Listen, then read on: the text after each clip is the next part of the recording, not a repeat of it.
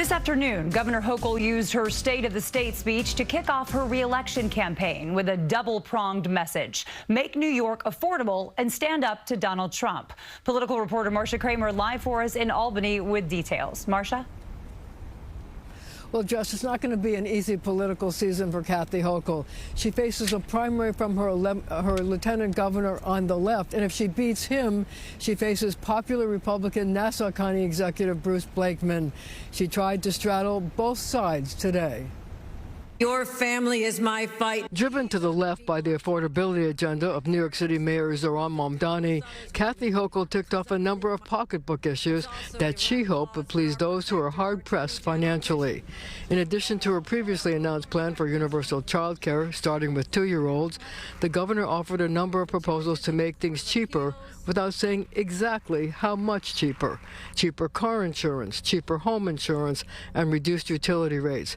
She also called for the elimination of state income taxes on tips. She did not list any of the other signature campaign issues of the mayoral campaign. I asked the mayor about that. While she did talk about affordability and she did talk about child care, she didn't talk about the other campaign promises that you are looking for Albany to do.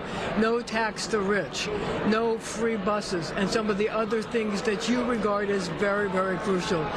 What's your reaction to that, and do you still hold out hope that you can get some of your other campaign wishes? And I look forward to making the case directly to our partners in Albany as to what our city needs to not only be able to operate sustainably, but also to fulfill an agenda that will keep New Yorkers in New York. The governor also dealt with an issue that's been a thorn in the side of the mayor: anti-Semitism, referring directly to a demonstration in Queens last week by Hamas supporters.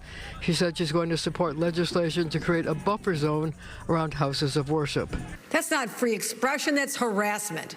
And with an eye towards the general election and at her expected opponent, Nassau County Executive Bruce Blakeman, a close associate of President Trump, she positioned herself against the things that have happened in Washington. Driving up costs on everything from groceries to farm equipment through these reckless tariffs. The governor got the biggest applause, 2 standing ovations, when she attacked the president's immigration policies and actions by ICE agents. Protecting New Yorkers also means this: standing up to ICE agents who abuse their power.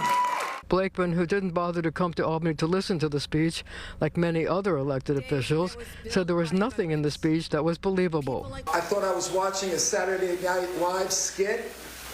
It wasn't serious. It wasn't sincere. Now, Blakeman staked out a number of positions that were in opposition to Hochul, especially about ICE agents. He pointed out that in the last 2 months, 46 what he called dangerous criminals were taken off the street there in Nassau County. Reporting live in Albany, I'm Marcia Kramer, CBS News, New York. Shaping up to be an interesting race for governor. Marcia, thank you.